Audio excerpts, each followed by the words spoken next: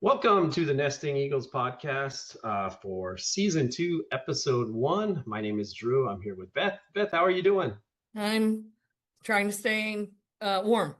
It's cold in the Midwest. Yeah, it's very cold, and I know Wisconsin's getting very cold weather, and it's going to get even colder. So, we're thinking of all our Eagles too, because it's going to be a rough weekend for them. But most likely they won't be on eggs unless they get, we do have some early birds that sometimes get on them. But I don't know of anyone on eggs yet. Do you, Drew? I have not heard anything, but again, we officially start on February 1st. So right. It would be, if some of our volunteers were being, thinking, oh, maybe, there are some nests that get done, get on eggs early, so they might have popped out there, but I haven't heard anything yet. It's always possible, but I hope not, because next week is going to be unbearable here. Yeah. So welcome back. We are glad to be back. It's been a little while, but we appreciate all the support we had in season 1, and we'll do hopefully some cool new things for everyone in season 2, and highlights, and do a lot of what we did last year, but we're going to add some features as well as we go to kind of make it more exciting for you. Let's get after it. We're going to start with some of our Florida nests that are already in full swing. This is actually the Northeast Florida nest, and I popped in on them today, and they already have their eaglets have hatched. They're about around 3 weeks old around there. As you can see, they're kind of starting to lose that white and turning officially all brown, which is something you see at that 3 to 4 week frame. And they're entering their awkward phase. Yeah, they are. But you can see those big feet too. So this is Gabby and Bo. I believe this is Gabby on the nest. It definitely looks like a female. She was very upset when I popped in and watched for a little while. As you can see, there's a little bit of darkness here. So this was actually a subadult, probably a 4 or 5 year old that popped in, and she was not very happy. I'm almost positive it's not Bo. I'm pretty sure Bo, just from our experience last year, he's got full plumage, the adult plumage. So white. This was an intruder coming in. It happened. She was not very happy. Can you move your cursor, Drew, sure. So that they can see? Yeah, sure. Now they can see that brown. Yeah, you can see that dark patch. It's kind of right on its eye lines. If it was on her, it'd be kind of right here from her eye up like this. There's just kind of a racing stripe, I guess, a black racing stripe. But that was it's really like it's osprey face, I think, is what we end up calling it. There you go.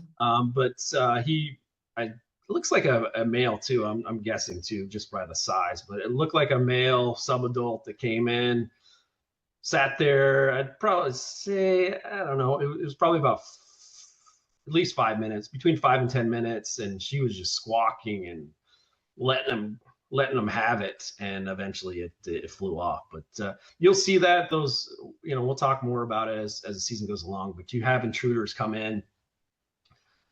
As we said, one of the biggest problems, obviously number one is humans, disturbances and just all the stuff going on around the environment.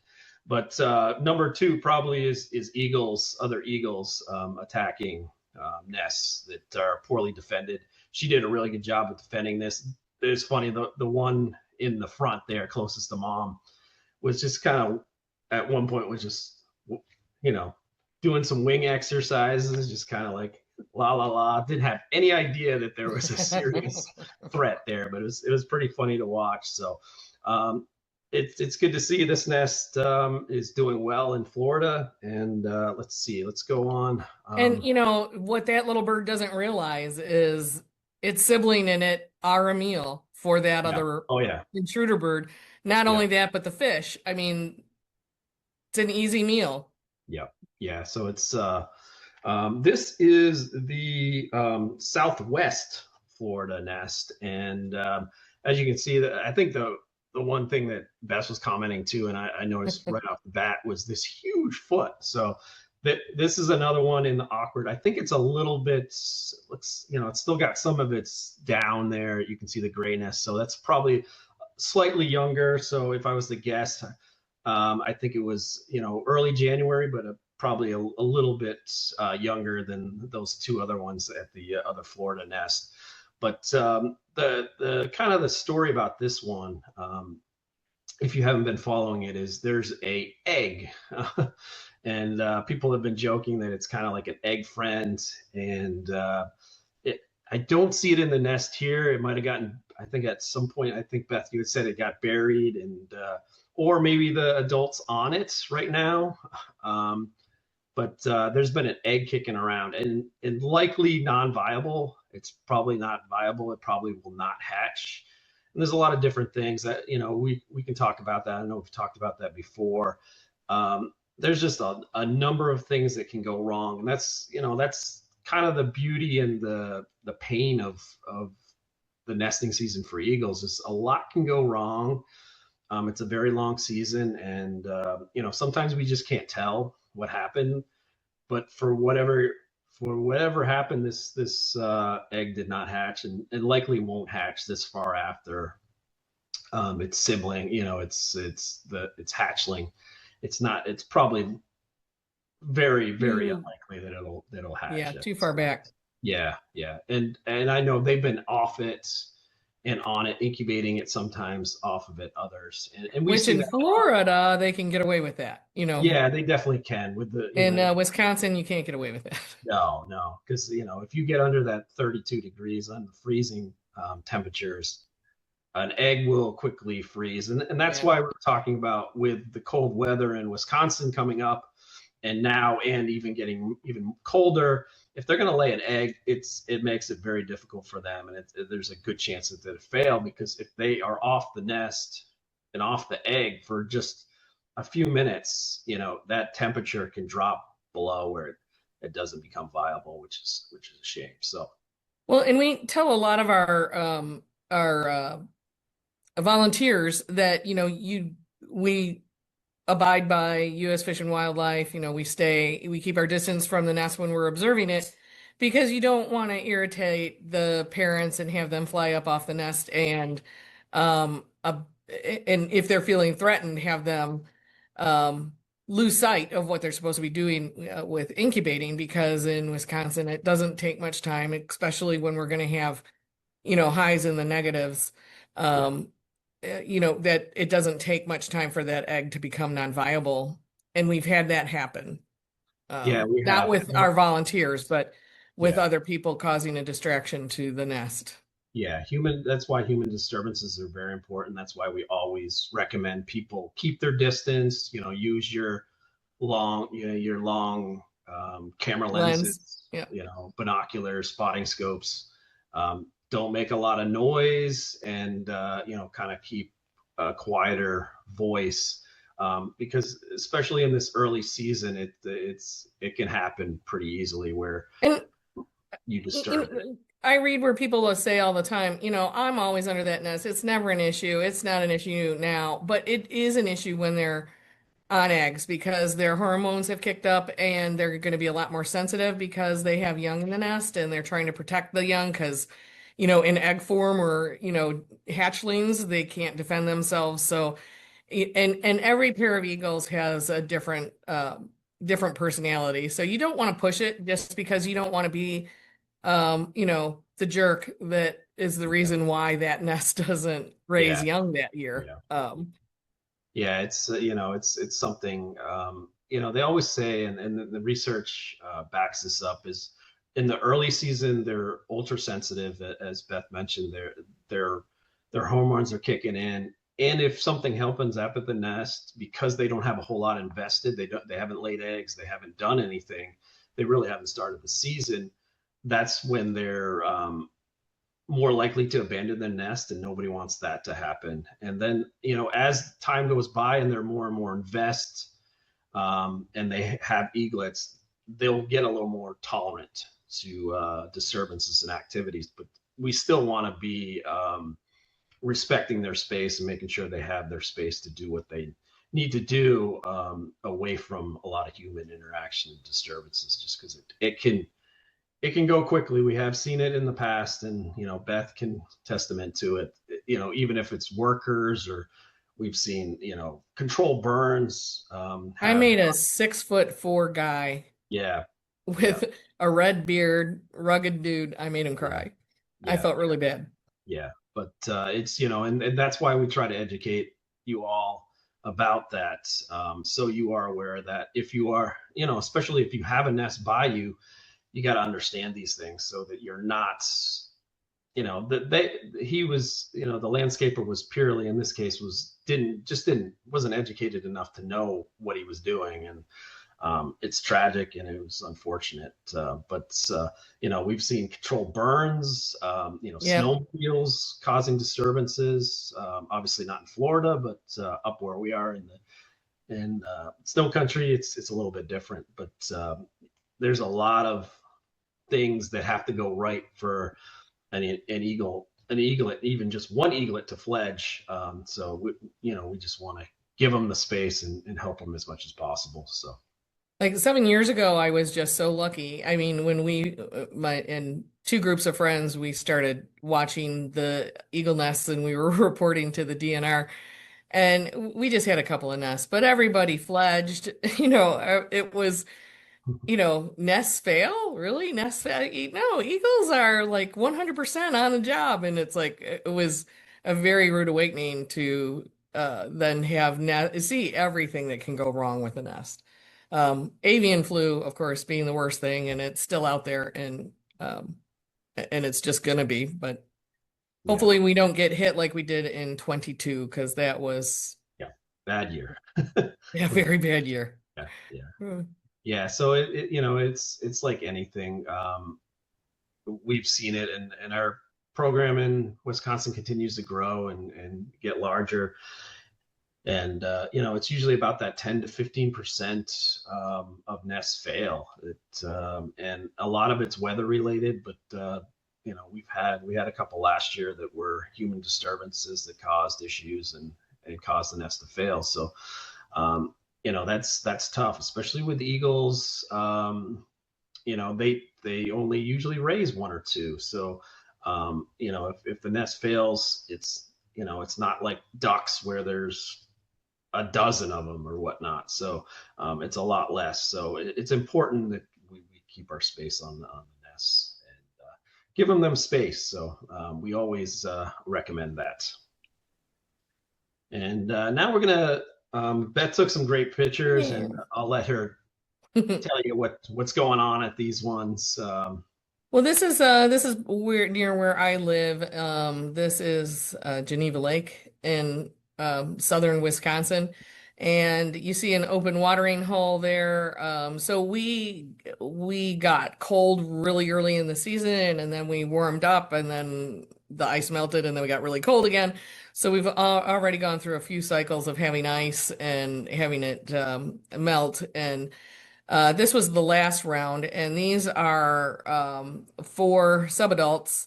Some of those could be first year, but the one whose head you cannot see, it has fish down there, and so its buddies are all crowded around it, wondering if they're going to get a little piece of fish. And actually, until last year, I never really saw congregations of eagles on this lake, but as it freezes further north, um, eagles start pushing south. They don't necessarily migrate, but they go looking for open water. So we're getting down into the really frigid air here, and we're going to end up freezing solid, but we may be able to peek at some large groups of birds again that are coming down to the lake to hit the few open patches to fish. So it's really wonderful to see. And, again, up until probably 3 or 4 years ago, the idea that there would be five subadults standing on the ice would be like a dream I never thought could happen, but now it is with regularity. So it's nice to see them doing so well, and that these guys are doing the things that eagles are supposed to be doing. Yeah, it's a testament to the population is growing, and it's great to see. I know I've seen that in other places where you'd see one, maybe two, and then now on the ice you'll see a dozen or so. So it Yeah. is, and they'll fluctuate. If you've ever been to Wisconsin, the Wisconsin River's got some spots that stay open by dams and other areas. And depending on what the weather's like, if a lot of the other parts of lakes or other rivers are freezing up, they congregate in there, and then you get some really large groups of eagles. So that's always fun to see. Yeah, we were estimating that we had about 50 last year. Yeah, And then somebody told me, oh yeah, on this other part of the lake there was another 20. So, yeah, I mean, we potentially, it's impossible to count them. yeah. Um, you know, y For us, we can't get close enough to count them without flushing them, which you don't want to Yeah, do you don't to want to an do it. Yeah. eagle in cold weather, but we're guesstimating at the number, but it's pretty exciting. Yeah, and these guys have some interesting coloring. This one right in the middle here with its little white cap is kind of cool looking. So Yeah. that's something you'll notice if you know anything about the coloration and the plumage of eagles. They're all very different. So sometimes it can be a little tricky to age them, but it's they all some are really really darks, others are patchy, others are Yeah. completely different. So it depends completely on the eagle, but they eventually get back if they do survive their subadult life. They're all pretty much the same with the white head and the white tail, but they take different routes to get there. So and then we have as you Yeah, can expect. this is on the neighboring lake, and this is I think it's one of our resident pair.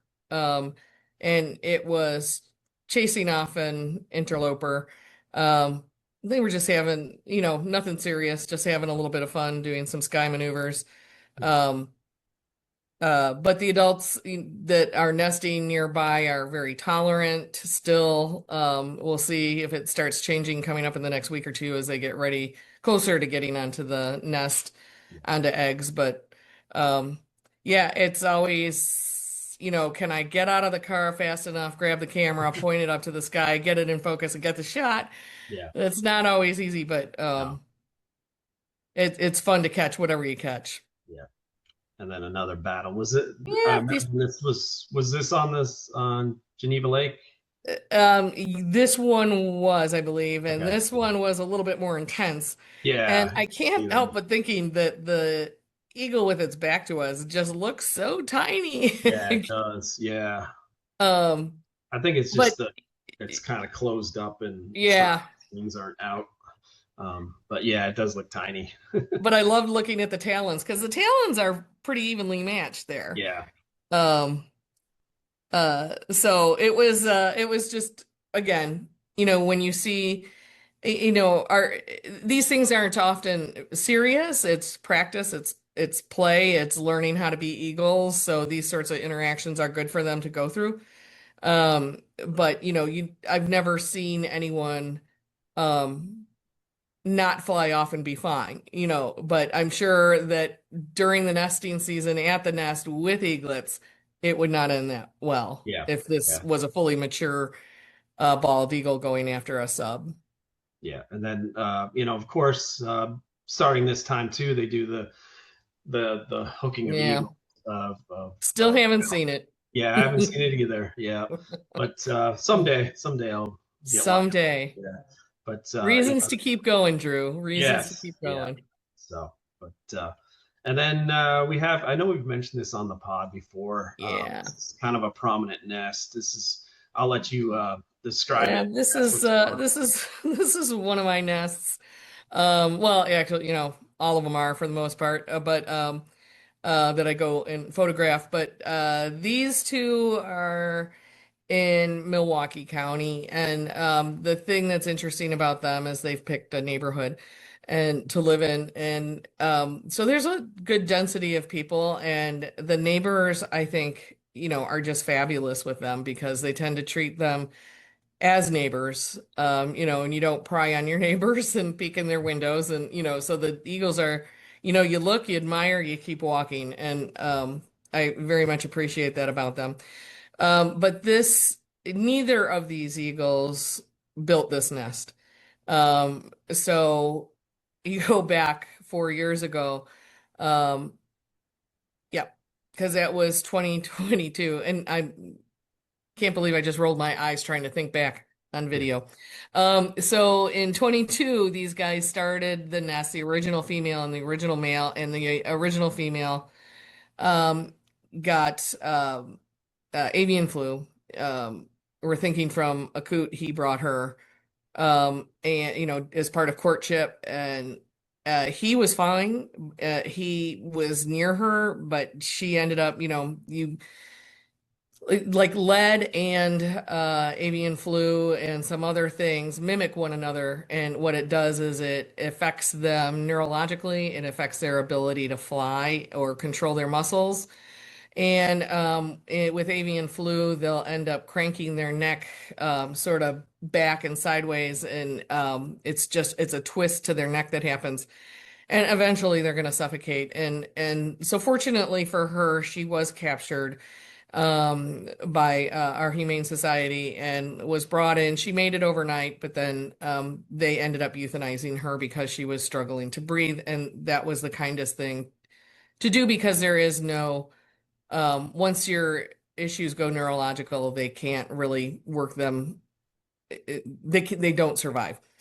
So then the following year, he came back with number two.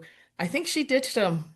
Yeah. I think she said, "No way, I'm not living in an urban environment. You're crazy. I'm going out to the country." I'm a country girl. Yeah. The third one came in. She really stuck around. And then at some point, I think she just said, "No, I don't like this. I'm gone." So they played house those 2 years. And now last year he brought this one, uh, and and she uh she looked almost like she was nesting, like she had laid an egg. And he went MIA. So our original male, we lost him. I'm sure he died. He would have come back to this nest. He was very, very attached to this territory and nest. And so this year she came back. It's the same female as last year, and she brought a new mate. Yeah. So our fingers are crossed for this nest. Yeah, it's gotta, it's eventually it's gotta happen. But we see this a lot in the Nest Watch program. There's just some nests that just, for whatever reason, they're just snake bitten. It makes no sense. But luck is a big part of having a successful season. Just stuff happens, and Well, our DNR person calls this the hippie nest because these are some free-loving eagles. They're in a densely populated area. Yeah. And I know it's her, the same eagle from last year, because she has an eye that's very identifiable. And I know it's definitely not him. We lost our number one male. This is this bird has new attributes. So it's good when I can get some good close-up pictures and then back away and not be intrusive anymore, so that, I can ID them from year to year. Yeah. And so this nest I know really well. They were both there today. Oh, awesome. It sounds like there was for sure one there today, which is good news. So we'll see what happens, but yeah, fingers crossed. Hopefully Drew and I will put on party hats if this one happens. We will. Yeah, we will give a party on one of the pods if these guys fledge. Actually, if they have a hatch, that'd be great. Or lay eggs. Anything. We won't set the bar too high because we just haven't even got to that point. So yeah, it's just. But two beautiful birds. They're beautiful birds. Yeah, and it will probably be a big story in Milwaukee County if they do, because it's just it's a high profile nest, and in a, as Beth mentioned, very urban area, which urban nests are very interesting. I'm always intrigued by them, just because it's it's not your typical eagle nest. Yeah. Our So Milwaukee nests are they're Milwaukee County. They aren't Milwaukee City. So this one is a city. We have two city nests. One was abandoned um after the tree trimming. Well, they lost both their young to avian flu. yeah, And then so we would have had our first Milwaukee City fledges. And then the following year, trees were getting cut up, and that's where I made the 6'4" burly man cry. yeah, Very upset that he yeah, did not know, and yeah, I just felt really horrible telling him. And but I think it was good that he realizes that that's something he has to look for now when he's yeah, yeah. um He'll never make that mistake again. So no, and there I you mean go. he was contracted to do a job, and that Yeah, was totally reasonable. But yeah, the homeowner should have known too. yeah, for sure. But mistakes are made, and this is how we learn. And those Eagles said thank you very much, and they have not returned Yeah, in the subsequent year since. yeah. It's unfortunate, but all right. And here's another one that we have. It's the Winter Park, Florida Nest Cam, and I believe this is, and maybe you know Beth, but I think this is a newer Nest Cam. Do you know? I believe I it's don't know. I'm sure yeah, one of our watchers does, though. yeah, yeah. So if please, educate us a little bit. We're doing a lot of different stuff, so we're not as focused on all the nests and don't know um, all the particulars. But I believe this is a kind of a newer Nest Cam. But this was a crazy experience, and I highly recommend that people watch the full video.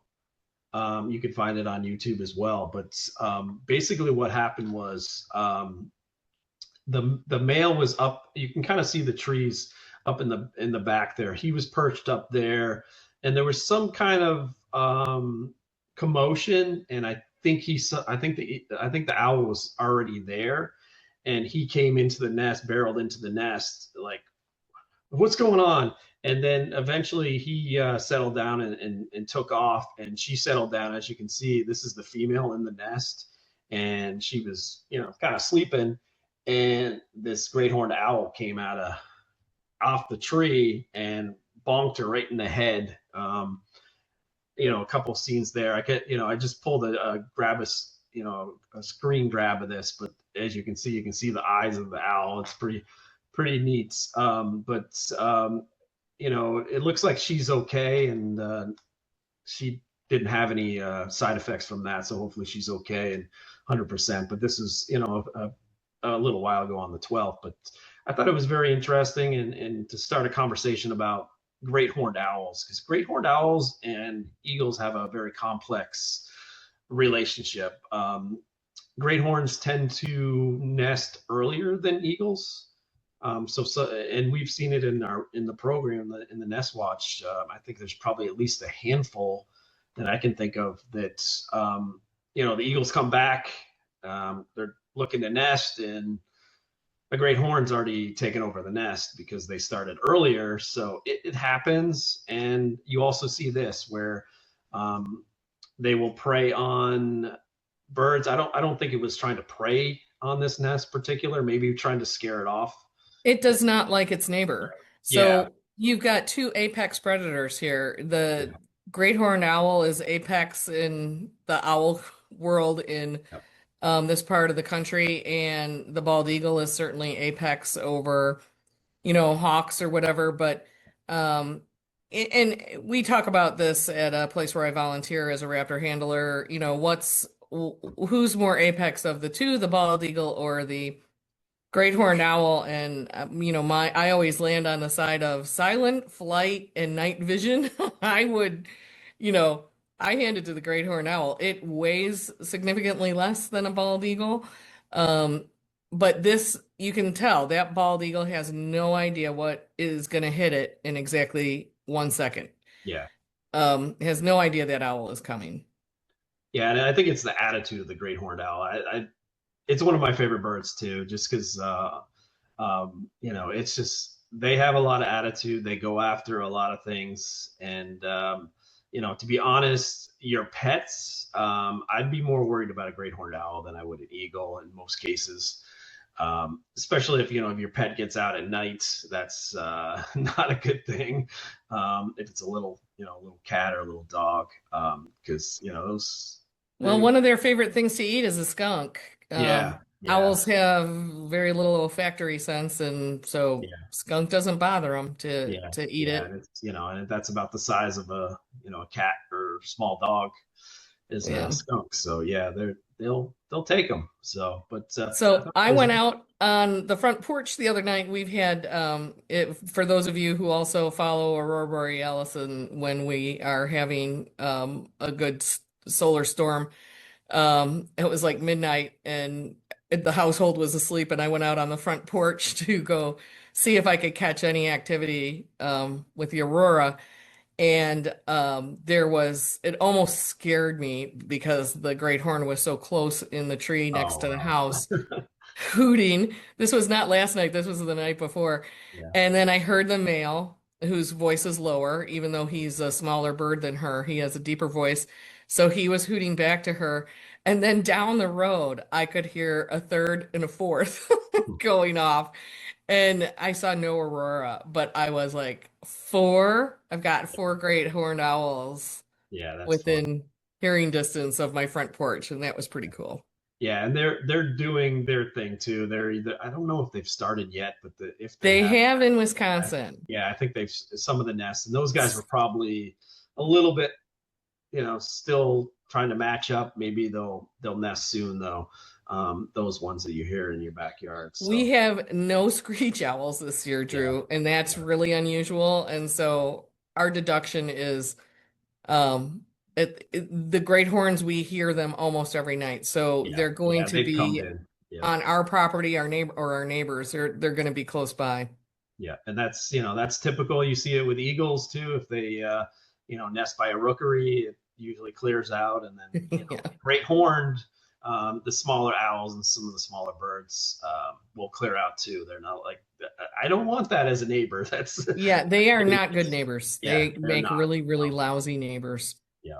So, and then lastly, let's talk a little bit about Trempealeau. I know that was kind of a neat one. First off, I think we mentioned this on the last pod, but we are actually going to have volunteers on there on the Yes. nest, which is going to be exciting. So we'll get updates on that. We'll, And it's not volunteers or, anyone unknown. It's Larry. yeah, So it's Larry. Larry is going to be watching the Trempealeau nest for us, and I will admit that I need to get in tune with what's going on with it. This year, I know they're building like a secondary nest in the tree that has the camera or beside it.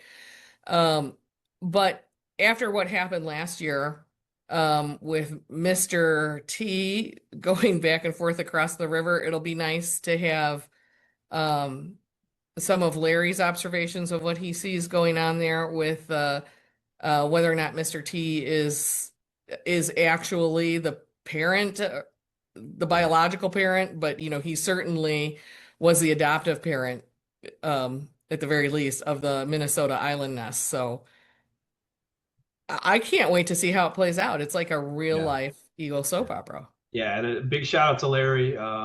We really appreciate it, and we'll have his view. Stuff that's not on the cameras, or not on the camera on the RRP cameras. So that'll be interesting too. We mentioned this before with what we do. We get a more of a overview because we are watching the nest from a distance. Where the nest cams, of course, they're very close up, so they don't get a lot of what's going on. I know some have zooms that can zoom out and kind of show more of what's going on, but Yeah, we were really lucky that RRP was able to follow Mr. yeah, T over there. yeah, They caught on to something going on and were able to follow him. Yeah, so Oh, it'll be really interesting to see what Larry observes and see what happens. It could go a bunch of different ways. It could go to a trio nest, which would be crazy. It could, one of the females could drop off. Who knows? But it's going to be an yeah. interesting story. So, and So he's going to be watching this nest, and as best as he can, he's watching the Minnesota Island nest. So we've yeah, actually normally we don't watch a Minnesota nest, or an Illinois nest or anything else we're adjacent to, but we are because of Mr. T's philandering. yeah, We're going to keep tabs on him, and then Larry is also going to be watching two other neighbor nests to these that are along the Mississippi, which I mean, you can't walk 100 feet without hitting another one. It's, yeah. there are a lot of nests along the Mississippi River, but he's picked out two additional ones that he's going to watch as well, and can give us some interesting updates on those Yeah, also.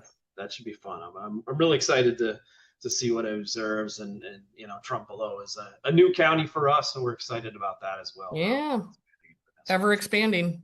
Yes, yes, so More very and more excited. volunteers and more nests. I mean, we added a lot of nests in the southeast section this year. Yeah, we'll see. Um, Yeah, we'll give the numbers once we settle down. I think we're maybe on the next pod because we're actually doing our training coming up this weekend Saturday. Yep. yeah, for the southern group, and then a few weeks after that we'll be doing more of the central area as well. So that'll be And exciting. although we did just lose a nest, so I think that's something we should maybe Yeah, discuss on our next pod yeah, on I think so. Yeah, yeah, that'll when be is an eagle nest not a good idea. yes, yes. But yeah, we'll get into that a little more. But again, thank you for watching. Please subscribe, hit that like button, send us comments, and you can also reach us on the socials. We're on Instagram and Facebook, and also if you want to do regular email, we are at Nesting Eagles Podcast at gmail.com, and you can reach us there as well. We love pictures as well, so if you have pictures of eagles or even updates on the nest cams or something, if you get a screen grab that's interesting you want to send along, we really appreciate that. And we're looking forward to the new season, and hopefully you'll stick around, and we're excited. Anything else, Beth? Yeah, I think that covers it. Okay, all right, thanks everybody. Bye-bye.